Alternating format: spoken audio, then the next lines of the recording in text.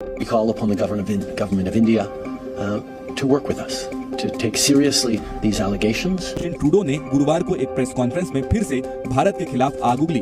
खालिस्तानियों पर एक्शन लेने की जगह ट्रूडो ने खालिस्तानी हरदीप सिंह निज्जर की हत्या को लेकर उल्टे भारत को नसीहत दे डाली कि मामले को हल्के में न लें और सहयोग करें। खालिस्तान न कभी बना था, न कभी बनेगा, न कभी बनने देंगे।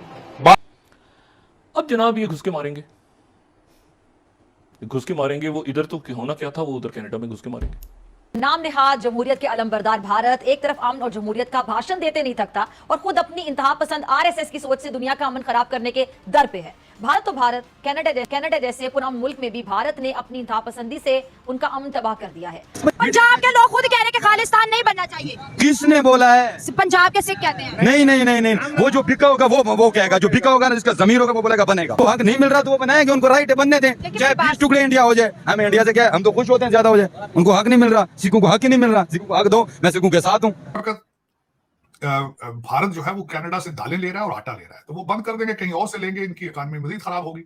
अगर कनाडा में एक शख्स मर्डर होता है, जो कैनेडियन सिटीजन, और उसमें उसकी एम्बेसी शामिल है, उसका मतलब मिनिस्ट्री ऑफ एक्सटर्नल अफेयर शामिल है, उसके अंदर जयशंकर शामिल है, उसके अंदर एनएसए के डेथ स्क्वाड्स हैं जो रिसर्च एनालिसिस विंग के वहाँ पे फिर रहे हैं। इट मींस कि एनएसए का ऑफिस इन्वॉल्व है। अगर ये दोनों इन्वॉल्व है, इसका मतलब मोदी की आशीर्वाद के साथ हो रहा है। अजीब किस्म, मतलब मुझे नहीं पता कि ये इनकी फॉरेन पॉलिसी को क्या हो गया है, सत्यानाश बेड़ा गर्क की क्या किया इन्होंने। आपने कहा रोकेगा कौन इनको? भारत ने जो एरोगेंस शो की है, रुकेगा कैसे? आई डोंट थिंक सो कि ये पूरी तरह स्टॉप होगा। इसमें से अच्छा कुछ भी नहीं निकलेगा मेरे ख्याल में। कल जो एक स्टेटमेंट दी है ट्रूडो साहब ने पिछले टाइम इस वाकये के बाद, तो उसमें लग रहा था उनकी भी हवा निकली हुई थी। नमस्कार दोस्तों, जय हिंद। दोस्तों, खालिस्तान मामले को लेकर इंडिया और कनाडा के बीच जो रिलेशन है वो खराब तो हो रहे हैं, लेकिन इसको लेकर भारत के सभी जो सरकारी संस्थाएं हैं, हमारे जो एनआईए और उसके बाद हमारी रॉ, वो सभी एक्शन मोड पे आ गए हैं। अब जो कनाडा में जो खालिस्तानी है वो एक के बाद एक ठोके जा रहे हैं। वो भी जो कनाडा के जो खालिस्तानी में जो हेड है, कुछ दिन पहले निज्जर ठोका गया था और कल सुक्खा को भी सूत दिया है, और इसका जो जिम्मा है वो लॉरेंस बिश्नोई के सर पर थोप दिया गया है। क्यों? खालिस्तान एक तरीके से मोदी गवर्नमेंट चाह रहा है कि पूरी तरीके से इसका खात्मा कर दिया जाए, और जैसे ही ये खालिस्तान का ये जो नारा चल रहा है कुछ बहुत दिनों से, इसका एक टाइम पर एंड कर दिया जाए ताकि हमारे आगे वाले आने वाले जो नस्ल हैं उनके ऊपर ये इफेक्ट ना पड़े। तो इसके लिए एनआईए भी अब पंजाब में रेड कर रही है और पूरी खालिस्तान के पीछे पूरी टीम लग गई है, मतलब भारत के सरकार के। तो इसको लेकर फिजा खान बहुत रो रही है और शाहिद मसूद भी उसका साथ दे रहे हैं। तो चलिए वीडियो देखते हैं, मैं मिलता हूं वीडियो की एंड पर। नाम नेहाद जमहूरियत के अलंबरदार भारत एक तरफ अमन और जमहूरियत का भाषण देते नहीं थकता और खुद अपनी इंतहा पसंद आरएसएस की सोच से दुनिया का अमन खराब करने के दर पे है। भारत तो भारत, कनाडा जैसे पुराने मुल्क में भी भारत ने अपनी इंतहा पसंदी से उनका अमन तबाह कर दिया है। गुज़िश्ता दिनों खालिस्तान तहरीक के सिख रहनुमा हरदीप सिंह के कत्ल के बाद कनाडा में भारत से अलहदगी की हामी खालिस्तान तहरीक के एक और रहनुमा को आज कत्ल कर दिया गया है। सिख रहनुमा दोल सिंह को कनाडा के एक शहर में नामालूम अफराद ने फायरिंग करके कत्ल किया, और 3 रोज पहले कैनेडियन वजीर आजम जस्टिन ट्रूडो ने अपने बयान में कहा था कि कनाडा में कत्ल होने वाले सिख रहनुमा हरदीप सिंह के जो कत्ल है उसमें भारत की जो एजेंसी है रॉ, उसके मुलव्विस होने के बाकायदा नाकाबिले तरदीद शवाहिद मिले हैं। अब इस बयान के फौरी बाद कनाडा ने भारतीय एजेंसी रॉ के सरबराह को मुल्क बदर कर दिया था। अच्छा, भारत आखिर चाहता क्या है? भारत आलमी अमन के लिए खतरा आखिर क्यों बनता जा रहा है? ब्रिगेडियर साहब, सबसे बड़ी जो जमहूरियत का एक लिबादा ओढ़े भारत दुनिया के सामने बाकायदा एक्सपोज हो गया, बेनकाब हो गया। पहले पाकिस्तान दुनिया को बारहा बताता रहा कि भारत जो है वो क्रॉस बॉर्डर टेररिज्म करता है, भारत दहशतगर्दी टेररिज्म को फैलाता है, खित्ते के अमन को तबाह करता है। अब तो ब्रिगेडियर साहब कनाडा से भी गवाही आ गई है। ये जो गुजरात का कसाई है नरेंद्र मोदी, जो बुनियादी तौर पर हिटलर और मेसलिनी का एक प्रोडक्ट है, उसका दिमाग जो है वो खून और अकलियतों को मारने के अलावा कुछ सोच नहीं सकता। उसके साथ एक और निहायत ही दरिंदा किस्म का और एक गिरा हुआ किस्म का इंसान बैठा है जिसका नाम है अजीत कुमार डेविड। तो ये डेविल और मूजी का जो कॉम्बिनेशन है, जिसको अमित शाह सपोर्ट करता है, उन्होंने इस इलेक्शन को जीतने के लिए एक कॉल रिकॉर्ड की गई थी जिसमें उन्होंने कहा था कि कुछ ऐसे लोग मारो जिससे हम इलेक्शन जीत जाएं और तुम इंडियन आर्मी के लोगों को मारो। तो इन्होंने पुलवामा में 30 लोग ठोक दिए सीआरपीएफ के। और फिर गवर्नर कश्मीर ने कहा कि जब मैंने कहा कि इसमें बात करें, नरेंद्र मोदी ने कहा नहीं, इसको हम इस्तेमाल करेंगे पाकिस्तान के खिलाफ।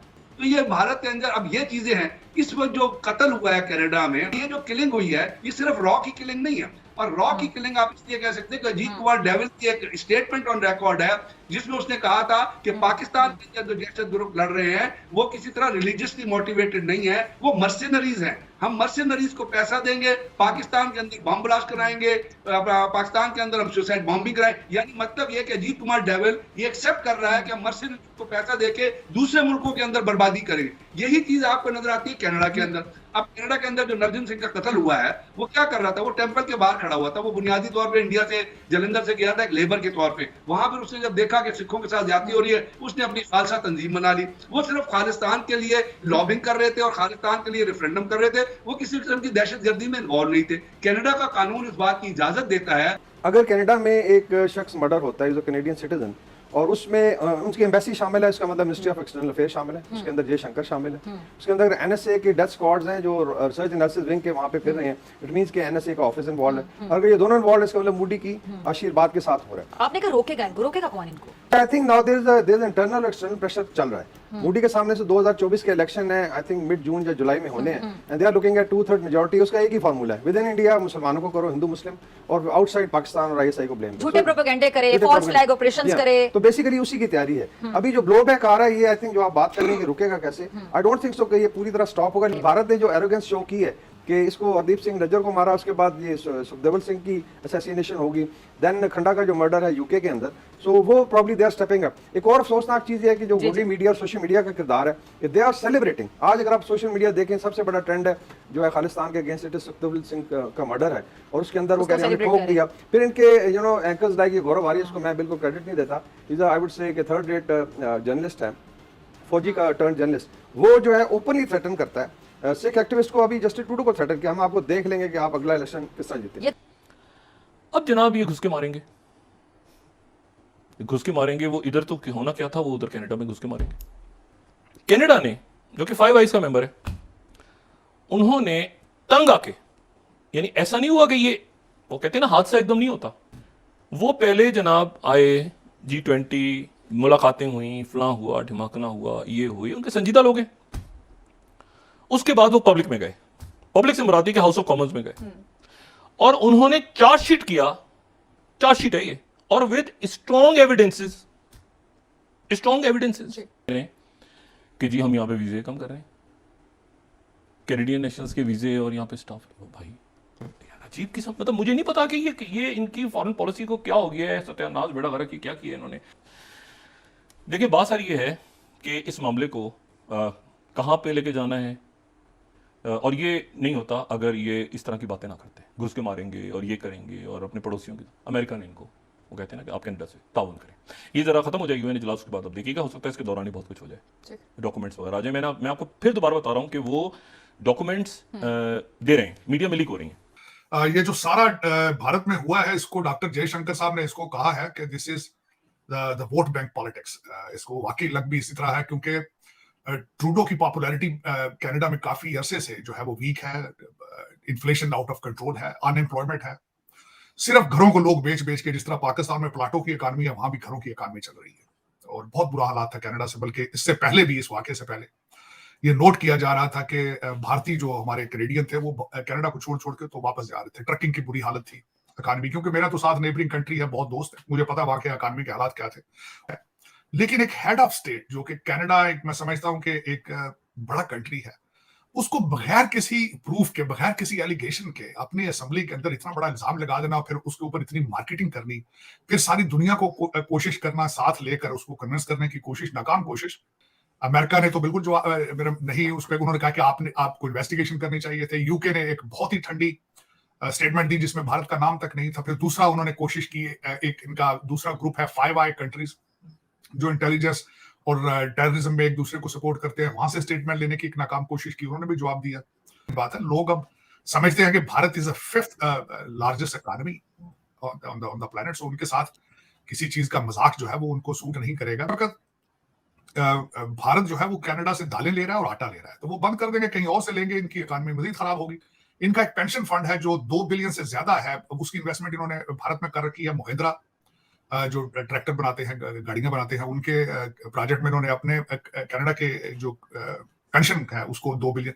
तो ये सारी चीजें अपने लिए घड़े खोद रहे हैं मेरे ख्याल में इस मॉडर्न दौर के अंदर, बगैर किसी एलिगेशन, बगैर किसी सॉलिड प्रूफ के। इसमें से अच्छा कुछ भी नहीं निकलेगा मेरे ख्याल में। कल जो एक स्टेटमेंट दी है ट्रूडो साहब ने पिछले टाइम इस वाकये के बाद, तो उसमें लग रहा था उनकी भी हवा निकली हुई थी। उन्होंने भी कहा है कि हम भारत को जो है वो मेरा ये नहीं था कि उनको प्रोवोक किया जाए, लेकिन प्रोवोक तो अब हो चुका है, चीजें तो अब आपके हाथ से निकल चुकी हैं। तो दोस्तों जैसा कि आपने वीडियो में देखा, खालिस्तानियों को खत्म करने के बाद फिजा खान को बहुत ज्यादा दुख हो रहा है। ये तो मतलब अपने आर्मी के मरने पर भी इतना दुख नहीं कर रहा होगा जब ये इतना खालिस्तानियों के लिए सोच रहा है। और शाहिद मसूद भी उसके साथ साथ है और ये सब बयानबाजी दे रहे हैं कि भाई भारत ये गलत कर रहा है, मोदी ये करवा रहा है। हाँ भाई करवा रहे हैं, ये हम करवा रहे हैं। और तुम्हारे जो बलूचिस्तान में हो रहा है, तुम तो उसका पूरा का पूरा जिम्मा हमारे राव के ऊपर दे रहे हो। तो वहां पर तुम जो लोग मार रहे हो, तुम क्या उसको गलत ठहरा रहे हो? तुम तो सही ठहरा हो कि नहीं हम तो बलोच को मार रहे हैं, वो सही कर रहे हैं, वो तो दहशतगर्दी में पकड़े गए। तो भाई हमारे देश के खिलाफ जो जाएगा, वो खालिस्तानी हो, वालिस्तानी हो, जो भी हो, उसको हम ठोकेंगे और कह के ठोकेंगे। ये हमारी मतलब इंटरनल मामला है। तो इसलिए तुम अपने आप को जब जैसे प्रोटेक्ट करने की सोच रहे हो, हम भी अपने आप को प्रोटेक्ट करने की सोच रहे हैं। हम इसके खिलाफ अपने कदम उठा रहे हैं। वो चाहे खालिस्तानी मरे या मरे, तुमको क्या भाई? तुम थोड़ी देर भारत में रह रहे हो, तुमको बहुत ज्यादा दर्द हो रहा है भाई। अपने मामले में मतलब इंटरफेयर करो तो बहुत अच्छा लगेगा। हमारे मामले में इतना इंटरफेयर करने की क्या जरूरत है? दोस्तों इस वीडियो में नहीं, वीडियो अच्छा लगा तो जरूर लाइक कर दीजिए, चैनल को सब्सक्राइब करके ऑल बटन जरूर दबा दीजिए ताकि हमारे लेटेस्ट वीडियोस की नोटिफिकेशन आप मिस ना कर सके। और जो खालिस्तान के खात्मा होने वाले जा रहा है, इसको लेकर आपका क्या राय है कमेंट सेक्शन में जरूर मेंशन करिएगा। मैं रुकता हूं, जल्दी मिलूंगा एक नई वीडियो के साथ। तब तक के लिए जय हिंद, वंदे मातरम।